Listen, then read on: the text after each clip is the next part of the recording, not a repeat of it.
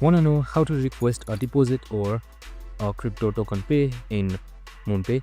Well, no worries. In this video, I'm going to show you an easy step-by-step guide on how you can do it. It's super simple and under a minute, so let's get straight to it. Now, first things first, simply open up your MoonPay application. And now once you have done that, here you should be provided with this home screen right here, so you can just simply log in to access it.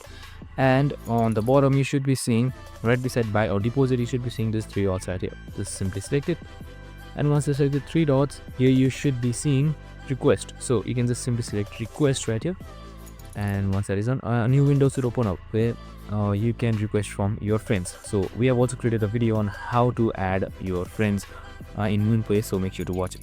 I hope this video helped. If it did, make sure to like, subscribe and tune in with us for more of these videos. Have a nice day and see you in the next one.